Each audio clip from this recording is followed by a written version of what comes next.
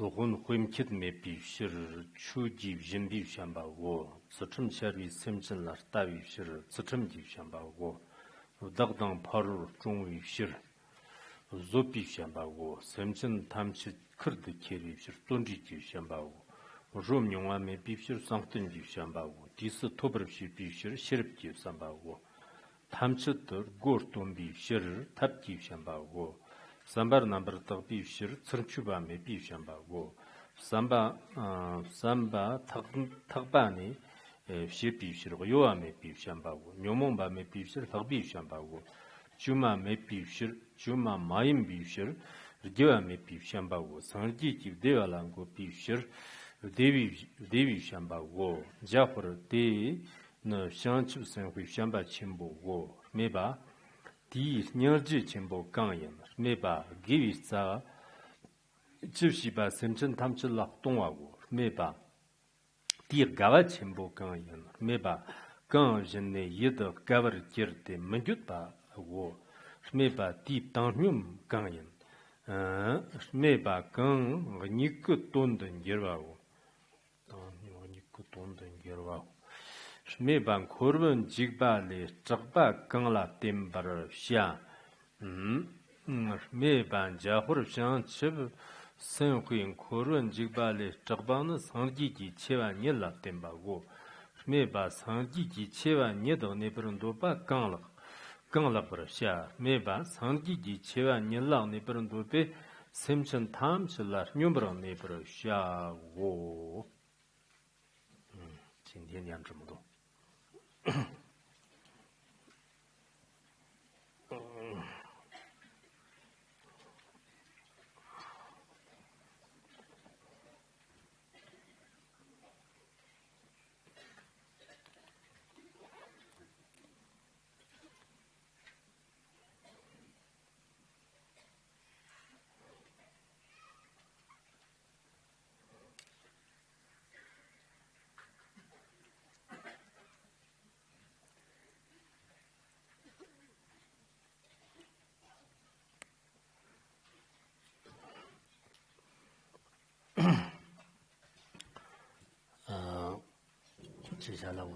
Well, we'll continue on the teachings of not Lotus Sutra, but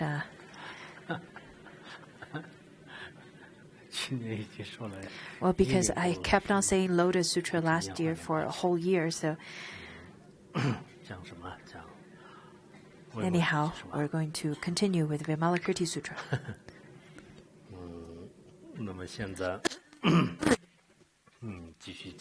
So we'll continue with the Vimalakirti Sutra. Well, in the previous classes, we've already talked about the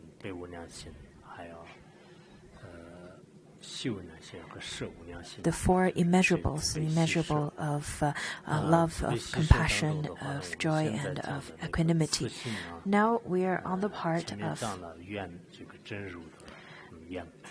the immeasurable mind of compassion that is to the object, that is objectless love, that is phenomenalist love, and that is the immeasurable love. And now we're going to talk about the part that is the nature of such love, and which is that kind of love that is without grasping, and to encourage sentient beings to practice beneficial actions and to help sentient beings to realize emptiness. Especially on the part when we are talking about love, I think this is a little bit different than other teachings in Buddhism. The emphasis is different. Sometimes it's translated as sympathy, sometimes it's translated as love, sometimes it's translated as kindness, and there are different ways of translations. But the genuine love towards sentient beings is the kind of love that you have to consider for the sentient beings. In fact, sometimes the love is a little bit too heavy-handed, but without realizing it's too heavy. Especially parents' love towards their children. Such love is a little too heavy-handed, rather too heavy-handed and very special. Maybe because you love the children too much, all the way from the young age till the old age. And the parents would continue to talk their ears off all the way from their youth to their old age. And they pay too much attention too closely to the children at all times. Sometimes after children are already 30, 40, and even 50 and 60, and the parents are still paying too much attention and trying to control their life.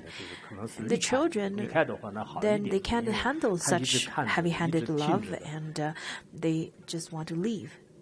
And in such a way, you're really destroying the mutual relationship. It's important to care about your children as parents, but in Tibetan teachings we say that before children get to 16 years old, you should educate the children as much as possible, but after 16 years of age, you should give enough space to the children to grow, so that the relation between parents and children will grow stronger, because the children will become adults. And once they're adults, the parents still give so much constraint and so many rules, and trying to control them. That's really not helping. That's really not helpful. But when we see that in the different relationships, let it be love relationship or family relationship and different relationships, if you control each other too much, then the other person would suffer a lot. And once the other person left your eyesight, you feel a lot of sadness, and you have lots of grasping, and then the relationship will deteriorate. Such things would happen. Therefore, the relationship, let it be between family members, between relatives, between love relationships, you shouldn't care too much. The love shouldn't be too heavy-handed. Of course, you should care for each other, but don't hold on to small things. Don't grasp on each other too much. In Tibetan, we say, there's an old saying,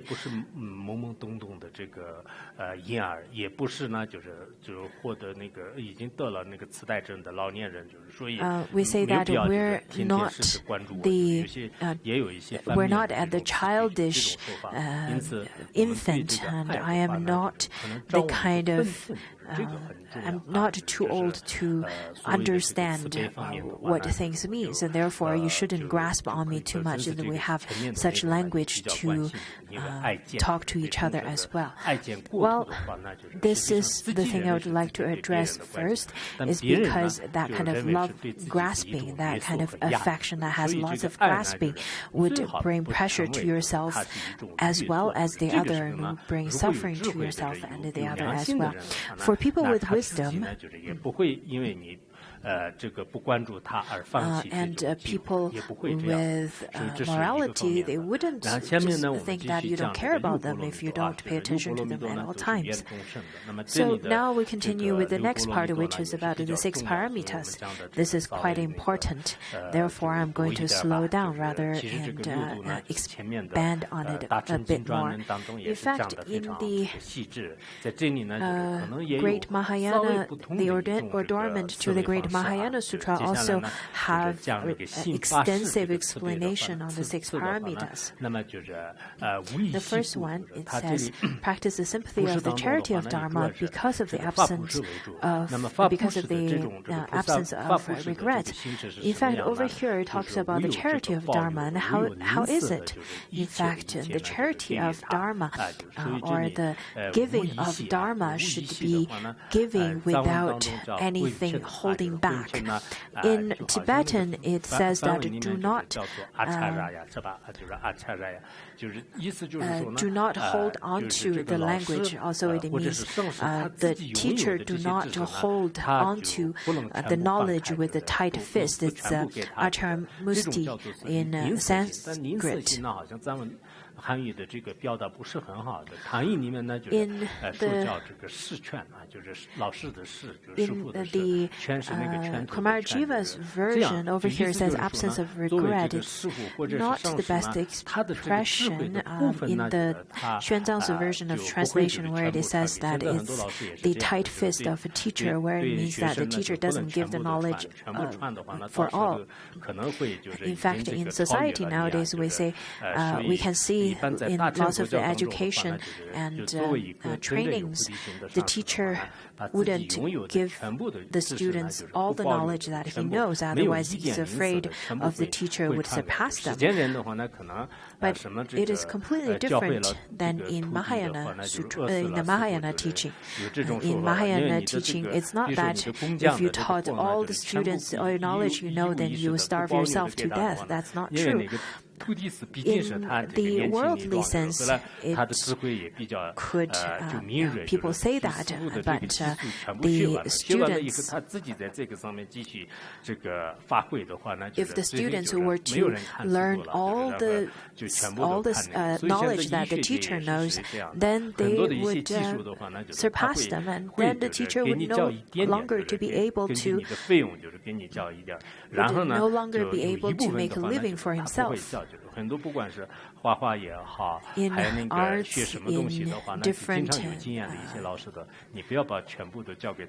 in arts or in different aspects of different fields of studies, the experienced ones would warn the younger teachers not to give all the teachings that they know, otherwise how could you make a living? But the Mahayana teachers, Mahayana Buddhism teachers, they would give without any reserve.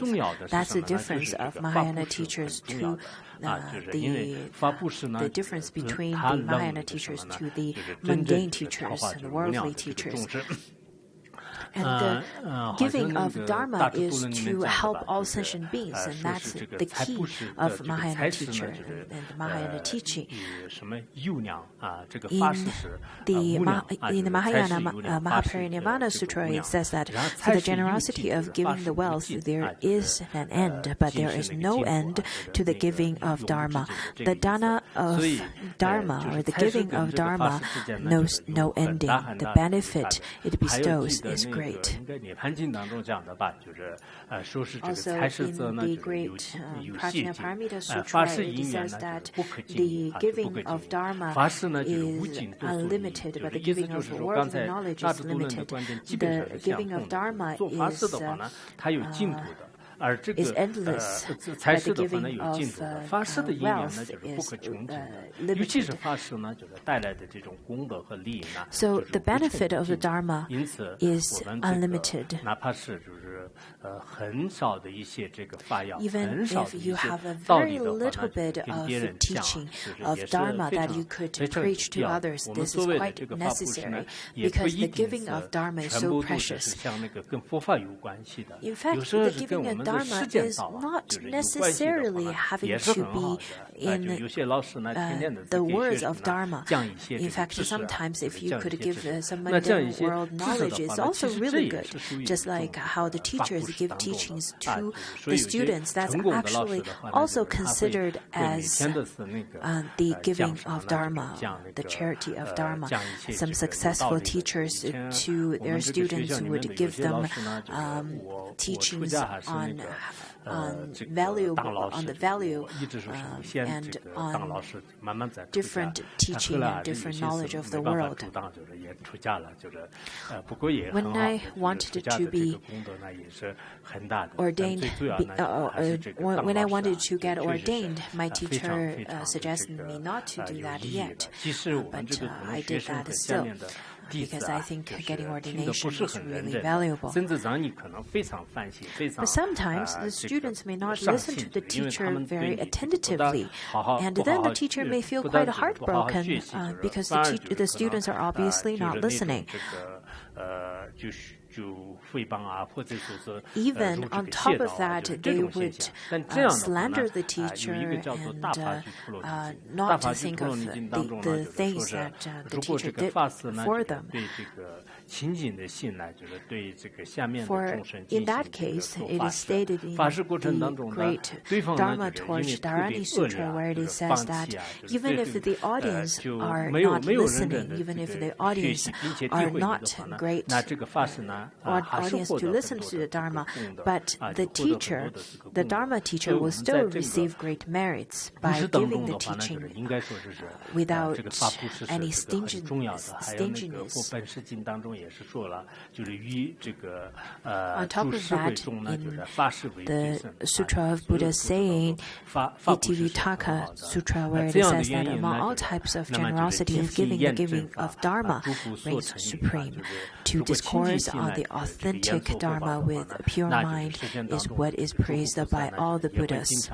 In fact, if you were to give the Dharma, even if you are not great at it, but at that time the Dharma, the Buddhas and Bodhisattvas will still give you blessings and will still praise you at that time. This is a natural law, just as in the filial piety classics on the filial piety, we talked about how a person, if he were to practice a good conduct, then he will have a good future. He will have a fortunate future. But people who conduct evil deeds, then his future is in a dark end, is towarding a dark end. Therefore, I think all of us should know what to take and what to abandon in our daily life. On top of that, giving the Dharma, the generosity of Dharma is not stopped by the boundary of country, of sex, of school. In fact, all sentient beings could receive the Dharma teaching.